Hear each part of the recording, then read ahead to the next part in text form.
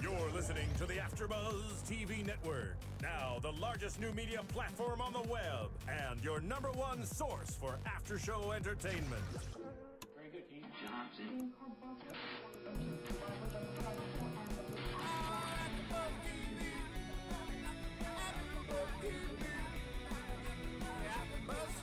The AfterBuzz Studios in Los Angeles, California. Presented by Maria Menounos and Bing.com and streaming live thanks to Akamai Technologies. This is AfterBuzz TV's RuPaul's Drag Race After Show. We'll break down tonight's episode and get you all the latest news and gossip. If you'd like to buzz in on tonight's show, you can buzz us at 424-256-1729. That's 424-256-1729. And now, another post-game wrap-up show for your favorite TV show. It's AfterBuzz TV's RuPaul's Drag Race After Show.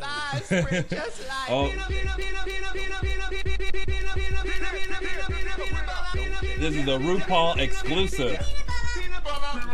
Ah, yes, Peanut Butter by RuPaul. That's the jam right there. I like that. You can booty clap to that in your seat.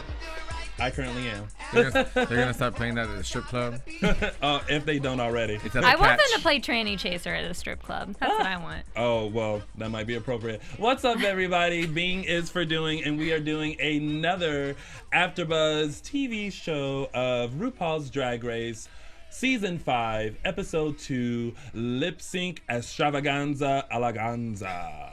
That is a lot to say in one breath. I respect that she brought that title in. Yes, and I like the fact that this was all about lip singing, because lip singing is very important, as we could see last week when poor Penetration went home due to lack of lip singing. How about that? Hopefully tonight we will have some special guests who will be calling in, some drag queens from RuPaul's Drag Race history will hopefully call in and give their intake to the show as well. So let's kick it on off, starting with the mini challenge. I thought this was a great challenge to start off, which was the lip sync to Ru's songs such as Tranny Chaser, Lady Boy, and Peanut Butter. That was really creative that they had those. What is your face? Oh, I'm sorry. Oh. My bad. Look, I'm ready to start the show. These people should already know who we are. No, I'm not making fun of Tony. I'm trying to wait till how we're gonna explain that. Never mind. Go ahead. Well, I'm sorry, ladies and gentlemen. Let's introduce ourselves if you don't know who we are already. Starting to my left, we have Jacque Borowski. Cameron Marston. And I am your sometimes host, Tony Moore. We love Tony. It's actually really fun. Well, you know, this is the hot seat. Just to let you know. And for those viewers that might be wondering where little Jake Dupree is, Tony did tell him to get his life, but he actually got another job. So unfortunately, he won't be joining us any longer. That's very true. And it wasn't because of me. Yeah. I would like to keep telling Tony that. We know Jake's a fan favorite, so maybe we could have him call in sometime. Yes. True. But clearly Jakey was wrong. Yes, he was. And I would like to point out that I was right, but we will get to that later.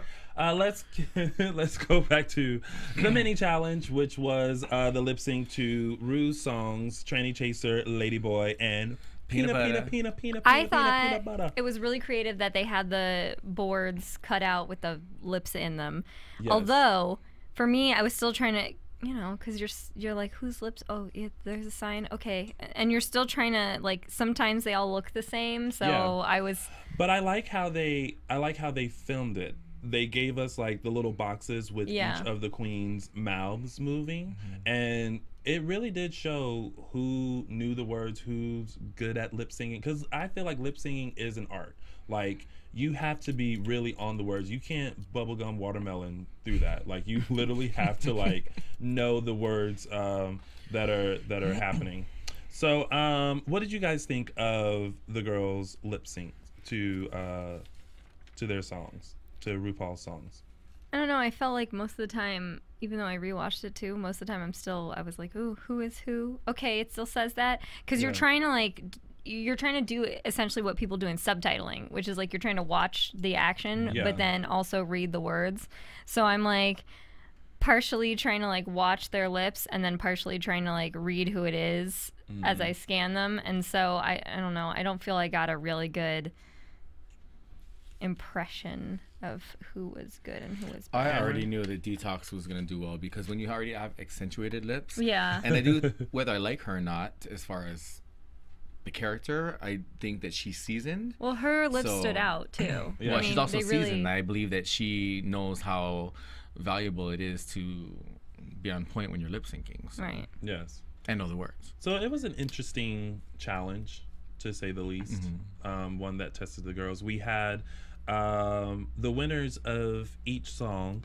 Tranny Chaser was Serena Cha-Cha, which I didn't see it. Like that was hers were one of the most ones that I was not paying attention to. I got it only because when we watched her do the lip sync for Your Life at the end, she over accentuates or enunciates silently everything. So I get that it made an impression. I just still don't like her. Overall, from that group, I mean, I agree with the winners, but I think she did do a great job with the lip sync. Obviously, because all you had to do was just her lip. Yeah. Everything else we can deal without. And then from Ladyboy, we had Detox as the winner for Ladyboy. And I think Detox is one of those people, and I mean, I've seen her perform live, when she does a lot of interesting things with her mouth. No pun intended. And so I think with that song, she did a really, really great job with it. She did. Yeah. Did anyone notice, though, that I kind of felt like Alyssa kind of copycatted what Detox did as far as like the way she moved her mouth and stuff? Was it just me? She can't see her. Well, yeah, I mean, they couldn't they? When they were in different groups, weren't they? Yeah. So she Alyssa, but they're not standing. What I'm saying is, like, when you're filming something like that, I think they're standing to the side. Like, I don't think you can actually, because the camera was filming them dead on, I don't think they were standing to a point where they could really see who was doing what. Well, I don't know, but it just seemed that was one of the things that I just kind of noticed, that unless Alyssa just lip syncs like that, which is very similar, I don't know. But I will say, amongst many queens that are in the business for a long time, you start to pick up and mimic each other, because when you're tired or high or coming down or something, you got to rest on your morals and kind of like go with what you're conditioned to do. There were so many things in that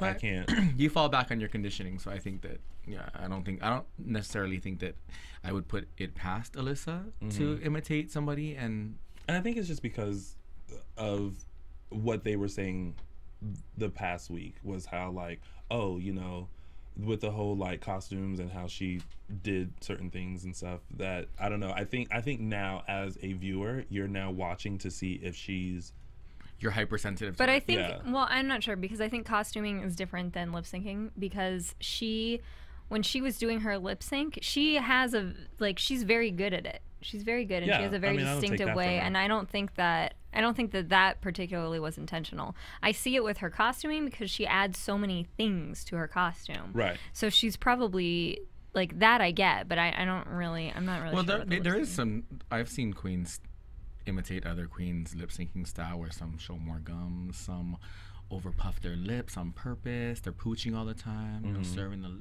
But it is interesting, jumping to Untucked, speaking about Alyssa and the friendship, Coco Montrese, right? Yeah. Yes.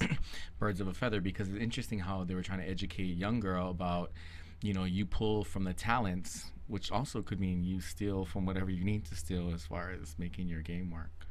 So, could Alyssa do it? Definitely. Do I care? No, because I don't want her to win anyway. So. And then in the peanut butter group, we had Ivy Winters win the lip sync. I don't know. I definitely, like, looking at the lip syncs, I definitely agreed with the winners. I didn't have an issue with that. I thought it was interesting how if they won, they got a lollipop. That was very interesting. Interesting way to show the winner. I just thought it was. And you got to hold your mouth open while you wait for it. Well, a great idea, I thought, was the way that, even the way it was filmed, and I'm sure Ru had input as far as, you know, I mean, the whole, like, glory hole aspect. Oh, Have you noticed the differences in the? That's so gross. Have you noticed the differences in like the filming and the editing and where they've placed commercials and things now this season than past seasons? It seems like there's more commercial breaks. I feel like there are commercial breaks where they shouldn't be commercial breaks. Like having a commercial break right after, right before the runway part, and we'll get to that later. Like I felt like that was a weird spot to put the commercial. Like as soon as we come back from commercial, it goes right into like the runway, and I feel like there's no build up. Yeah. Like I feel like you either do that before and then go to commercial for like the judges' critiques or something. Like it. Like at first, it used to be all together. Like they would. RuPaul would come out and basically introduce the judges and introduce like what the main challenge was, and then it'll go right into the runway. But now it goes to a commercial break, and I feel like it kind of it's disconnected. Yeah, it feels a little disconnected. I think part of that though is I really do. Is there like an extra commercial break? I feel like it's there. You know, they had one less commercial break normally, like at least in All Stars. Yeah. And that's why like it's starting to seem weird, and maybe whoever's editing it just doesn't know what to do with that.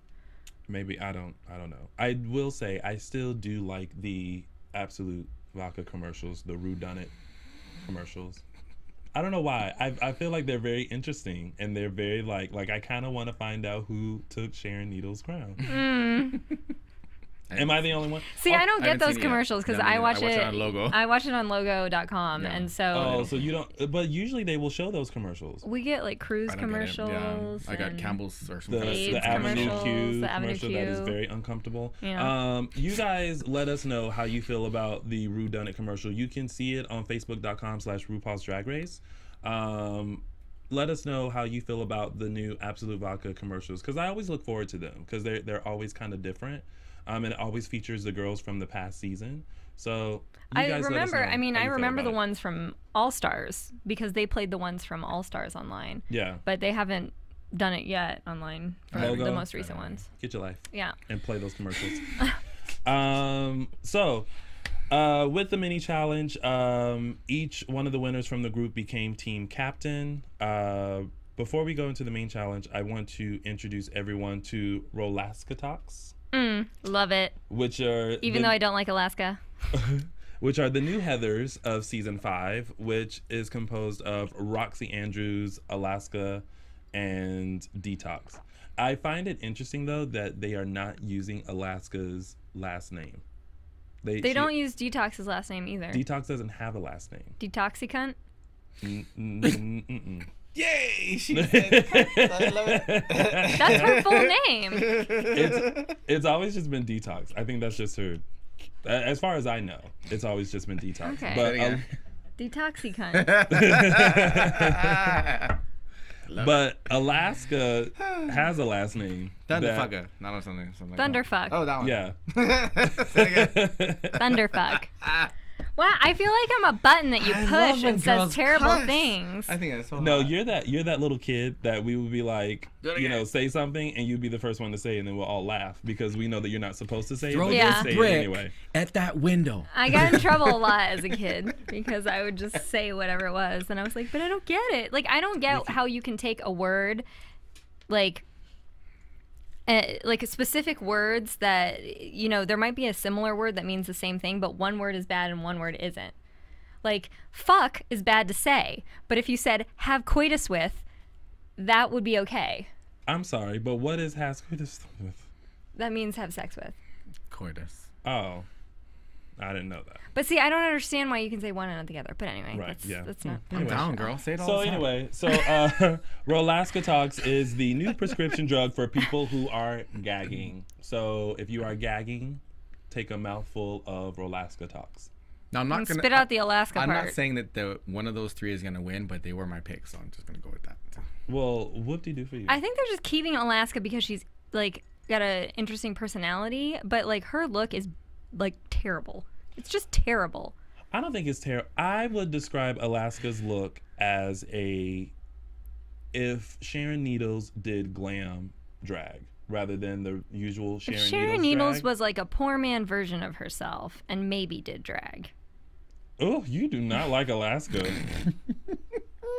Wow. Okay. But well, I like her personality. That's the she's thing. funny. Like, I know I sound like a jerk, but it's like, I think her It's almost like, oh my God, you're Welcome to ugly, the but I love your personality. I'm fine with that. That's what I'm But talking the about. thing is, I don't like her as a drag queen. Like, I think she's funnier in the interview clips that they do with her out of drag. So to me, she's more interesting as a boy personality than she is as a contestant on RuPaul's Drag Race. Do you think your perception is affected by the fact that she's Sharon's boyfriend? Not that you expect more from her, but you're like, ooh. Well, I'm think it comparing is. her to somebody who I like. Sharon was one of my first picks for season 4. Right? You were on the And same team, right? yeah, and so I thought Sharon was amazing in season 4. Sharon to me is like just a totally amazing queen, and Alaska's like wah wah. Like, so I get, like, I'm comparing her. Yeah. Again, I feel like because she is Sharon's partner, we are expecting a lot of her. If we had never been introduced to Sharon, we would probably have a totally different outlook on Alaska. Not me. I don't want her to be like Sharon Needles. No, I'm not saying not that like she's Sharon trying to be like Needles, Sharon, but I'm just saying that, like, if we didn't know Sharon and we didn't know But that maybe was her having partner, a style to me that would like pop more or look different. maybe or a style of that separated her, because Right. it's kind of like when we were introduced to Manila after Sahara Davenport was on Right. on RuPaul's Drag Race. Rest in peace, Sahara. Those were two totally different queens, and we never compared the two. We saw them as two separate individuals, where I think... But I think for them, to me, like, those two are both strong in their own drag. I don't feel Alaska is strong enough in her own. She hasn't gotten her image yet. Those two queens really had very specific looks. But I think it's because she is very similar to Sharon. I think she's the glam version. That's like you said. I just I said. think she's the toilet paper version. Anyway. Yeah. So on to the main challenge, which I actually liked the main challenge. Oh, this is a where great idea. They got to lip sync to classic moments from Drag Race history. We had Team Captain Serena with Roxy, Alaska, Jinx, and Jade, and they all were queens from season 3. They had a conversation between Raja and Delta, who were depicted by Serena and Jade, and then the infamous Shangela, Mimi, and Mariah conversation, in which Alyssa was Shangela, Roxy was Mariah, and Jinx was Mimi. So how did you guys feel about this group, the season 3 group? Serena was a snoozer. Serena was a mess as Raja. Well, as the thing is, mess. And I feel like Raja is the easiest queen to depict. Like, you literally had to sit there and look like you didn't care and just kind of talk. And she did so much extra with it that it didn't make it funny. It made it sad and very uncomfortable to watch. well, the thing is, you have someone like Serena is still like figuring her shit out, and like someone like Raja who has it all together. It was just, you also have to pick someone who probably is a little bit close to you, so you can like really work that. It was too far of a stretch for her to go into, like, I feel, a style that she's not familiar with. It was just a style of just simply sitting there. She hasn't honed her craft. Right. Oh, although, where was all about the craft. This quote, this BS quote that she keeps saying? Where did I write it down? You look like a college student who just got out of class and dropped their notes on the ground. There is a lot going on over. There's all this flipping. Showmanship.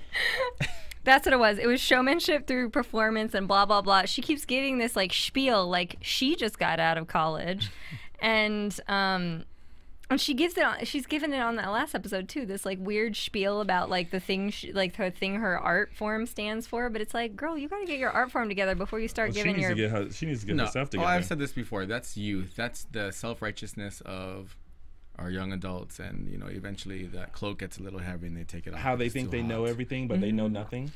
But that group specifically, if you watch. And her makeup is terrible. Every time she does her makeup, it's a hot mess. The extended clips, because Logo allowed an extended clip of each group's vignette per se, and Of all the people, my favorite was narcoleptic Jinx. Jinx. She was hilarious. Jinx is hilarious. Of every group, she was the most entertaining. Jinx is hilarious, and I think Jinx's strong point.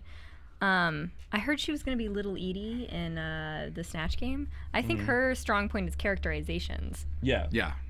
Well, I mean, she comes from a Broadway theater background, so you know.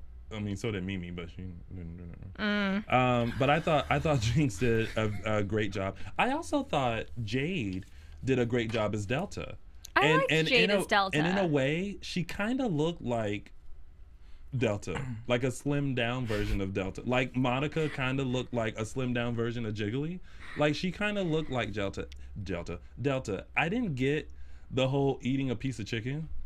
I think it was to make her look like she was bigger. Yeah, you know? I guess so. She was fat. But I guess I didn't. But I get think that. what helped Jade as well is when she realized that Serena was going down the drain, you can live off of that. Like she was feeding off of that energy. Yeah, she was like, "Girl, you going down." You were going down, and she was. And I don't think Jade specifically wanted to play Delta. She was just kind of. She didn't, right? Yeah, no, she was a little irritated. She was thrown into it. She was just kind of like, I'm playing Delta.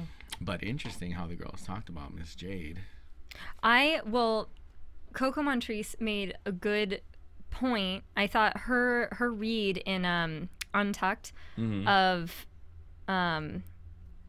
Serena was point spot on, because she basically said, if you're the leader, you know, you sit there and you dole out who you think would be best for the role. You don't just try and steal the show by like taking whatever biggest part, you know, you have. And she's like, so then you dole it out so that everybody has the correct part, and then when you win, you take credit. I love that she was like, the captain always goes down with the ship, even when they're trying to get She's out. growing on me. I did not like her in the first episode, but now Coco? I'm like, girl, you read. She's good. But overall, I thought that group did a pretty good job aside from Serena. And Roxy was really on point with Mariah and the Mariah-isms. But that was kind of an easy one, though. Yeah. I thought. But she was good. Yeah. But I mean, it's not hard to depict people when you've seen them before. I'm pretty sure they've watched that episode of Drag Race. They're familiar with these queens. So it shouldn't have been that hard to depict these people. So and some of them they work with too. Like, yeah, I mean, exactly. So then we have the next group. Detox was the team leader. Alaska, Monica, and Coco. They were from season 4, where Detox played Sharon, Alaska played Fifi O'Hara, Monica played Jiggly Caliente, and Coco was LaShawn Beyond. I first off like the fact that Alaska didn't go for Sharon. Yes, I liked that too. I liked that too. But I didn't that like. Would have been an easy the out. thing was, I didn't like her Fifi. Like I didn't see it really as Fifi. I didn't either. I didn't. The only person I liked out of this group was Coco. I liked Detox as Sharon Needles. I really liked her as Sharon Needles. It was okay. I wasn't having. I'm sorry. No, because there was a part where Serena, and I'm not trying to jump on her boat, but when she was trying to come for a Detox and read her, there was a part of it that was highly true. Like Detox is always trying to be in the center of the line, and I get that's part of the competition, but when she did the blood thing, I was like, oh girl, that's played out. I liked it. I did think the blood thing and the kiss was a little too much. Yeah, I thought it wasn't needed. I thought the kiss was too much, but I liked the blood thing. I did. I just thought it would, like, because that is what Sharon, like, that is Sharon's, like, if you're going to take a characterization, take it to the upteenth level. And that is what Sharon was known for in the first, first episode. The very first episode where she started drooling out that blood. So it was, and that was like that was a, like, shocker and set the stage for the rest of the season. I think if it were that without the kiss, it would have had maybe a better effect. But the I agree with that. I could see that. The fact that it was like the blood and then the kiss, and the kiss made no sense. Like, you know, those were two characters who clearly hated each other. Right. You know, that didn't make sense. But but I also liked Coco as LaShawn Beyond because I loved it. That, I mean, and that LaShawn Beyond, unfortunately, like that's the scene she's most known for. This is not RuPaul's Best Friend Race. Like, that's like, she is just, that is like one of the, I can't even remember most of her during that season, but I do remember that particular. The only thing else you remember Untucked. is the gumball dress that sent her home. That's what you remember. And the fact that she couldn't pronounce apocalyptic. I remember that. Yeah, that. And then, of course, Monica was not all the way there. And we started seeing that she just wasn't herself. And Jiggly is another one that is like, Jiggly has so many bizarre weirdo mannerisms. Yeah. That they're really easy to pick up on. And even in the, what's her face? When they were judging them. Juliette Lewis. When Juliette Lewis was judging her, she did a great Jiggly impression. Yes, Juliette Lewis. I love her. She's hilarious. I like her too. So that group was okay. Then we had Ivy's team, who was depicting season 2. Ivy Winters was Morgan McMichaels. I thought she was a great Morgan. She really, really looked like Morgan to me. She looked like her, maybe, but I feel like who else was there? Yeah. Lanesha was Tyra Sanchez, Vivian was Tatiana, and Honey was Mystique Summers. I almost said Eve. Mystique Summers Eve. That's what RuPaul wants to call her. That's true. But yeah, I actually liked this group. I didn't think Ivy looked quite like Morgan, but the one who stole it from me was Lanesha as Tyra. Which, wasn't she the one who they were worrying about the language barrier? Yes. And I thought she did a great job. I thought it was funny how... and, you know, that's a story thing, too. Like, they build up to it. So they're like, oh, my gosh, this person has a language barrier. They're never going to get it. And then you see it, and you're like, what? This is great. Well, I thought it was funny how RuPaul, when she does her check-in, was like, okay, let me see a little bit of it. And then Lanesha was just like, oh, my God, what is going on? I'm so lost. And I felt like either she really was lost or she was just kind of playing like she was. Because I'm kind of like that. When I'm in a competition mode, I'll never let anyone see like what I'm fully doing until you actually see me do it. And when she did it, she totally delivered. I don't know what she was doing with the whole like... it was just funny though. Thing. It was almost like she was in her own little world. But when her and Vivian got together to do Tyra and Tatiana, I thought Lanesha killed it as Tyra. Like, I thought she was the funniest thing ever. Yeah. That whole, like, attention stealing thing, it reminded me of Yara Sofia. I like Yara. No, I didn't hate Yara, but Yara had that certain thing where she would steal attention too on purpose. And I think that's just what Lanesha was doing. I don't hate Lanesha. I do still think when has to actually deliver verbal lines, she's gonna have. But you don't think part of it though was sometimes people will come up and ask me a question and I'm not really sure what they're asking for, and Rue left it kind of ambiguous. Came up and said, "What do you have?" And then I don't think Lanesha. She was like, "Let me see it." And they pressed play, and they were supposed to go. And then the other girl was speaking. The other girl was talking, and then like Lanesha was just kind of like. Maybe it's just me, but sometimes people ask me stuff, and I'm like, "Hold on, you want a what?" You know? Yeah, no. Sometimes it takes a beat, especially if you're in a workroom with a bunch of people. Have a blonde moment. That's beyond blonde. That's just not paying attention. Jacque beyond blonde. And Honey, Mahogany, did a great job as Mystique. That I understood why she would have the chicken, because Mystique was always known for 2-piece and a biscuit. But she did do a really good job as Mystique. I thought she did a really, really good job, like neck rolls and what was the hashtag? Yeah, I'm from Chicago. Bitch, I'm from Chicago. Yeah, I like that. There are a lot of hashtags. There was a good one. I can't remember it. Yeah, it's at the end, and I'll figure it out. The what? Something girl don't or something like that. Oh, it'll come another hashtag that he's talking about. I know which one you're talking about, and I like that one too. And I did not write it down. I feel that's smart though. Here's the thing again about RuPaul's Drag Race being like intelligent in its marketing, because it's like you have essentially a niche market, but it's like if you're gonna post hashtags every once in a while throughout the show, and you have a community that uses Twitter a lot, they're gonna be picking that up, and so and that's a good way to get out buzz about your show, because it's not just hashtag Drag Race, it's a hashtag and a bunch of other funny things. Yeah, some publicity, some free marketing. Right. We don't have to have so many commercials next season. Speaking of commercials, at this time we're gonna take a small one, and I'm gonna remind you guys that we don't do commercials anymore, do we? Well, I mean, I'm gonna introduce the iTunes one, but you totally just kind of ruined pull it back. Calm down. We get in our life. We got our life over here. We're getting it. We're gonna work on getting our life right. Jackie, I'm sorry. Get your life. Get your life. You can check us out on iTunes. Feel free to download us, listen to us, rate us 5 stars, comment, let us know how we're doing, how we're not doing. Any comments that you may have, make sure you write them. Jackie will get back to you as soon as your comment is posted. I might check out while I'm still here and be a little spacey, but I will respond to your comments. She will respond to every single comment that is posted. So rate us 5 stars just for that. Yeah, and we like your diverse opinions, just like we have diverse opinions. Right. It's all good. And like I said this last when we were doing All Stars. I don't care if people think differently than me. You guys, if you like different queens, go on and say who you like. Yeah.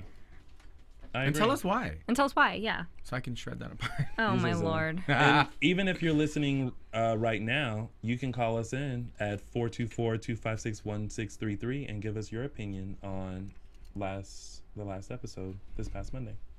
So, and I believe we have a caller on the line. I think Miss Hallelujah is in the building. Miss Shangela Laquifa Wadley. Say what? Say what? How you doing, Miss Shangela? Hi, guys. Hi. Good evening. How are you? Hey, I'm living, honey. I'm living and enjoying this season of RuPaul's Drag Race. How y'all doing? Are you getting your life together? Are you getting your life on RuPaul's Drag Race Season 5? That's our hashtag. You know I'm Get getting your my life. life. I'm actually over in Texas right now. It seems like every time y'all call me, I'm busy in Texas. You're in Texas, and I just talked to you earlier, and I just saw you on Monday, and you were in L.A., and Lord and behold, on a Wednesday, you are in Texas. World-class traveler. Mm-hmm. Get your mileage. Yes, I'm on the move. So this past episode of RuPaul's Drag Race, during the main challenge, the girls replayed some classic moments in Drag Race history, and we got to relive the famous moment between you, Mimi, and Mariah during y'all's argument. How do you feel about that challenge, and how did you feel about Alyssa's, your drag mother's, performance of you? Well, I was entertained. Let me just tell you that, first of all. To relive that classic moment in RuPaul's Drag Race history, I was living for that because I remember that all very well. And, of course, if anybody can throw a long-term read, a speed read, that is Alyssa Edwards. And so I think she did me very well. So that's where you learned it from. Yeah, well, I learned it from there and from, the back roads of Terrace, Texas. So what is your overall take of the girls this season? Do you have any favorites so far that stick out to you this season? Well, of course, like Ruth said, a family that drags together stays together. Mm. So I love my drag mother, Alyssa Edwards. I'm so excited to see her on this season because I've been, a fan of hers before I even did drag. Mm-hmm. So I was kind of hip to Alyssa before the world was, and now they get to be, see what I've seen on a daily. So I'm so excited about that. I love me some Coco Montrese. Yes. I think she has given every sound bite of my life. Yes. This season.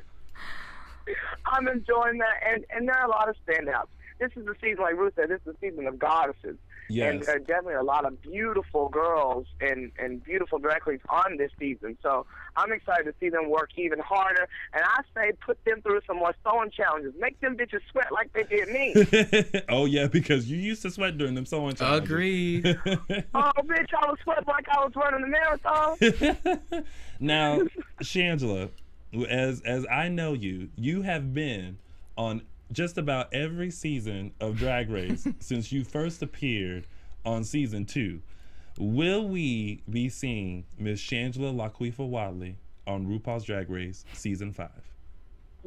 I wish there was like I don't know if it's a fear-o-meter, one of those little meters that rises when people's heartbeats go up.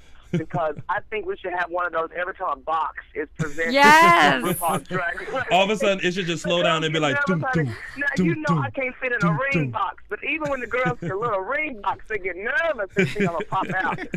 But you never know where I'm going to pop up, and that's the truth. And, you know, I'm just excited to have been doing some more of the Drag News Network. Yes. Airing as a commercial between RuPaul's Drag Race. So I may not be competing on season 5, but honey, I'm definitely there. And as you can see from this week's episode, honey, Shangela is still well represented in the house of Hallelujah. Yes, you are. Now, I know that Alyssa is your drag mother. When you started doing drag, what's like the best piece of advice that she gave you in order to start in the drag profession? Well, first she told me, girl, what are you doing? Don't do drag.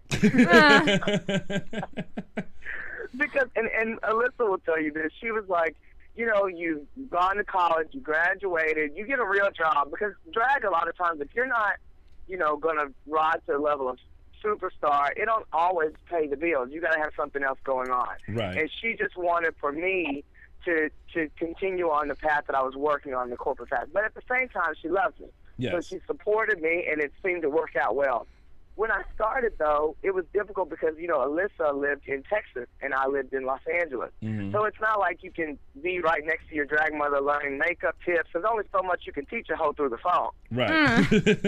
But she definitely gave me some tips, more especially because Alyssa's a business person like I am. Mm-hmm. So she's given me a lot of great tips about the industry, about staying out of drama, and about just keeping it moving and working as a goddess and working to get to that level. Yes. How do you think her style affected your style, and how do you think it did, if so? Well, people say all the time when they look at us. Now, mind you, she's a white girl, and I'm half Arab and half black. But people, when they see our pictures, they go, "Oh my God, you guys look like twins." I thought the same thing. I think the same thing. We have a similar makeup painting style. Yes. Yes. That's number one. Number two, definitely in our styles of performance on stage, I used to backup dance for Alyssa when she won Miss Gay America, when she won Miss Gay US of A, when she won All-American Goddess. And so I really got to watch and learn a true performer because she owns a dance studio and teaches kids, you know, age 6 through 18 dance. And so we would spend a lot of time at the dance studio just going over numbers and routines, and that taught me a lot about the stage and about bringing fire to the stage when you turn the party like Beyonce at the Super Bowl, honey. Yes, yes. And we all know that you are, I'm sure, learning the choreography and getting the costume. And yeah, why do you think I'm in Texas? Oh, you had to go pick it handmade. Pick up. You had to go pick it up yourself. You couldn't trust it in the mail. You had to go pick it up yourself. Right. I get you. So what now, right off the bat, in the very first episode of Drag Race, when Coco Montrese was introduced, we got a little insight to what looks like to be a little tiff between Alyssa and Coco. I feel like it has something to do with the pageant. So now you want the tea. Yes. Can you touch on that a little bit for us, Shangela? Yeah. Like what's I can tell you firsthand, I know Coco very well and I know Alyssa very well. And this drama, as you guys will see unfold on TV, stems from something that was a personal situation that went on within the pageant world. Right. I don't want to give it all away because, you know, they ain't coming to me, but I am the Nancy Drew of drag. Right. So, you know, I get to the bottom of the business. Exactly. And I'm down to share that it's definitely pageant related. And and this is no secret, when Alyssa won Miss Gay America, she was later dethroned from Miss Gay America. Right. And the first runner-up for that pageant was Coco. So Coco's entire reign, though, throughout, you know, the U.S. as it traveled to lots of different prelims and the fans and all that kind of thing, was pretty, I don't want to say tarnished, but it definitely had the mark of Alyssa on it because people are like, oh, you were just for second place. Alyssa was the real queen. And then I think, you know, Coco felt robbed of a reign, of a good reign, when she had put in what she felt was a first place performance. Right. So then there was also some additional drama that went on. I don't know all of it, but I know we're going to find it out season on RuPaul's Drag Race. And there we go. Shangela, before we let you go, what's going on with you? I know you are always doing something. You are always on someone's TV show, on TV, touring, death dropping. What is what is coming up for you? Yes. Well, you know, I'm still living for our music video for Working Girl. My song Working Girl. We're actually working on a couple remixes for Working Girl for Lifetime Dance Moms. And then also, let's see, what else is going on? I'm doing the Drag News Network that's airing on Logo right now. It's pilot season here in Los Angeles, so I've been auditioning a lot, and I'm really excited to know there are a lot of new drag roles coming out on television. So I've been auditioning in and out of drag. And speaking of drag, my new DVD, comedy 1-hour DVD called La Quipa is Losing It will drop in April. So I'm really excited about that. It'll be on sale on my website, shangela.com, as well as at all the shows that I attend and go to. So I'm excited. I'm going to Europe in April to perform in Dublin as well as London. So those dates will be posted soon. And the last thing, Tony, and I'm giving to all you guys first. Okay. Okay, you ready for this? I'm ready for it. Well, let's hope that it doesn't get cut. But I just filmed a small role in my first feature film, which I'm so excited about. Oh, so now we're doing movies. Yeah, honey, she's going blockbuster fish. Well, I love it, and congratulations to you. We are very happy for all of the things that you are doing, and keep working, keep death dropping, keep doing what you do because it's doing you well. And thanks for calling in, Shangela. You know I'm getting this choreographer for Beyonce Super Bowl down, so we're going to start the party. I love you guys. Thank y'all. Thank you so much. Thank you so much, Shangela. All right, bye, y'all. Bye. All right, so last but not least, we have the secret that was exposed. We go over that really quickly. Miss Monica of Beverly Hills is a transgendered woman. How do you guys feel about that? We know how Cam feels. So, Cam. You don't like it? Cam thinks it's cheating. I don't think it's fair. That she's a transgender woman? I mean, if I don't think that it's fair that Detox and Chad had work done, I don't think it's fair that you have a transitioning woman. She's in transition, so she's not done the process completely, but still, I don't think it's fair because they're taking hormones. Well, I mean, that's just my opinion. I originally, my first initial reaction to hearing that is like, she's got to be disqualified because I don't feel it's fair. Right. But then, you know, you're kind of going through, and I mean, anybody who's transitioning and like this is something they want to do, more power to you. That's great. But like the question should not be whether or not. The question is whether or not you should be on RuPaul's Drag Race, not whether or not what you're doing is right or wrong or whatever. You know, that's not the question at all. The question is just, should you be a contestant on RuPaul's Drag Race, which is about female impersonation. And then I started reading, and it's Monica Beverly Hills said in an interview that it's not against the rules. So when she signed up, it wasn't something that they said that you couldn't do. And then, you know, Cameron on her Facebook, Carmen Carrera, posted that, you know, made a big comment about how this is the LGBTQ community and the T stands for transgender. And so if, you know, if someone this is a show where people should be accepted for who they are, and this is a community where people should be accepted for who they are, and this is the place where people are playing with gender expression. And so, okay, fine, I agree with that, and I understand that point of view. And so, if that's going to be the case, then you should allow drag kings. That's how I feel. But that would be a totally different show. No, it's Drag Race. It's Drag Race. It's not Drag Queen Race.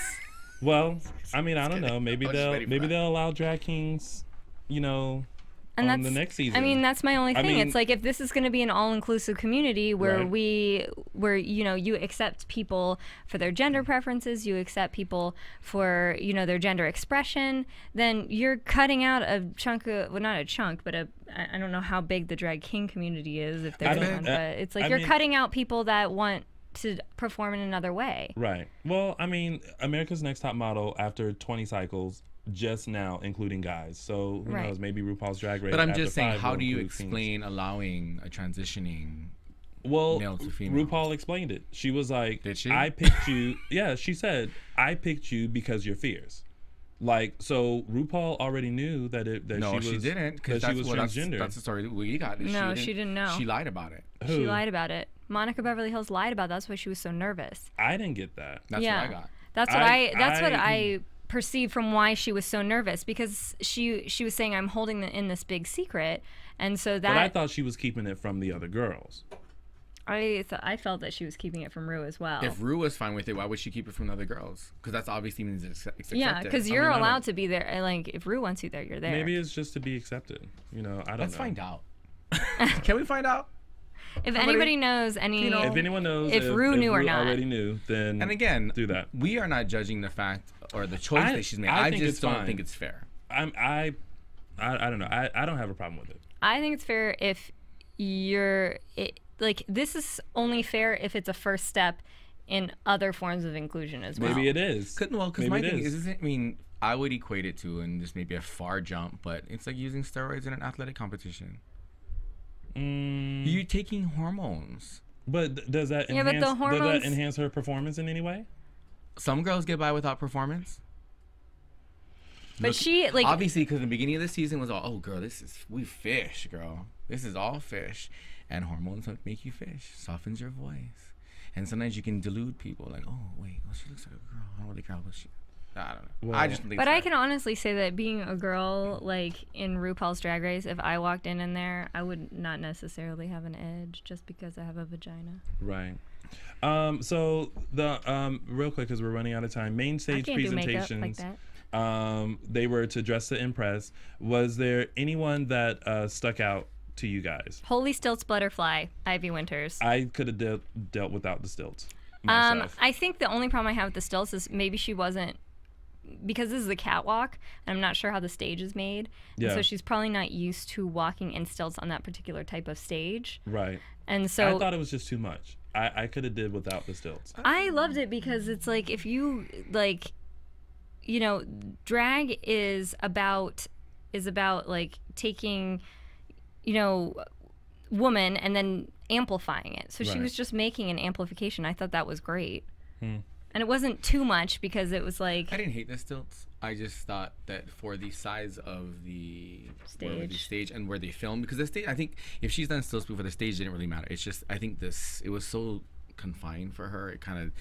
Yeah. It muted down. But see, I don't know if they actually, like, I think that the first time they walk out on stage in those costumes are when they're first trying them on that stage. So she might not have known, like, the size height proportions were going to be weird. Well, and that was the only thing I noticed too. Because I also live for the shoes. I want to see what shoes they're wearing too. You know what I mean? Well, that's true. So Team Ivy were the winners of the challenge. Lanesha was the individual winner as Tyra. I agree with all of that. I agree with that. I thought that was a pretty good team. I think people were surprised that they did win, but I definitely think Lanesha did a great job as Tyra. I did too. Yeah. So, let's move on to a little bit of news and gossip real quick. AfterBuzz TV News. So, season 4 and All Stars winner Chad Michaels, from what I hear, after winning $100,000, purchased a peacock with part of the money. I think that's very interesting. Literally purchased a peacock. That is interesting. Not a taxidermy peacock. Not a new car, not a new house. A peacock. Where I went to college, there were peacocks roaming on the campus, and my roommate would feed them out the window. But they're really loud when they start mating, so she should only have one. Right. What's the one thing you would buy with $100,000? Clearly, you guys have to think about that. I would travel. I would pay off bills. Student loans gone. Finally done. New teeth. New teeth. Cap them all. Is something wrong with your current? There is nothing wrong with your teeth. I grind them down. We're good. But I bought teeth. Well, you know what? You need to get a guard. Get it together. I gotta get my life. Get your life. Let's go into predictions. And now, your AfterBuzz TV. So I think finally next week we are going to really get into the Coco and Alyssa tidbit. Also, to go back just a little bit, we had Monica Beverly Hills and Serena Cha-Cha lip sync for their life, and Serena Cha-Cha went home finally, because she should have went home last week. So Jake Dupree, eat crow, because I told you Serena Cha-Cha should have Cha-Cha. And it continues. Here we go. Get your life. Oh my gosh. So Jake, I still love you. Jake, I have Jake, no ill will towards you. I like you too, but I told you Serena was going to go home. So, predictions for next week. I think Monica Beverly Hills might be in the bottom because I think a lot of times when they set up these stories, they set up. They lead in. They lead into a big reveal. Like, I feel that her big reveal would have happened later in the season if she was going to be there later in the season. Yeah. So I feel like she might be going home soon. Like, girl, get your secret out now while you can. Well, I mean, that's a lot of times how production works. It's like okay, well, what Now's do you have chance. A, B, and C, and like you don't. There are certain maybe Rue didn't know, but the producers did, and so you can have or producers that are not Rue, because I know she's probably part of producer, but like you probably have someone egging you on to tell your story at certain points. Yeah. Cameron, I agree. You agree, Monica? What am I doing? Yeah. Monica's gonna go home next week. Yeah. I don't know. I kind of agree with that, but I think if she breaks out of her shell, who do you think it's between then? Monica and who? Between who? Who's it gonna be between? Monica and. I don't know. I know because there's still so many of them, right? And there's only who's so your few bottom that three right up. now? Who's your bottom three? Hey. Well, you'll have to tune in next week. Boom. AfterBuzz TV. So we want to thank you guys for joining us. We are here every Wednesday night at 7 p.m. Pacific Standard Time. You guys, let us know where we can find you. At 123 Jackie_B on Twitter. Tamakava 777. And I'm at Lounging with Tony on Facebook, Twitter, Instagram, and loungingwithtony.com. Thank you guys so much for tuning in. Special thanks to Shangela for calling in, and we'll see you next Wednesday at the same drag time. From Bing.com, executive producers Maria Menounos, Kevin Undergaro, Phil Svitek, and the entire AfterBuzz TV staff, we would like to thank you for listening to the AfterBuzz TV network. To watch or listen to other after shows and post comments or questions, be sure to visit AfterBuzzTV.com. I'm Sir Richard Wentworth, and this has been a presentation of AfterBuzz TV. Buzz you later. The views expressed herein are those of the hosts only and do not necessarily reflect the views of AfterBuzz TV or its owners or principals.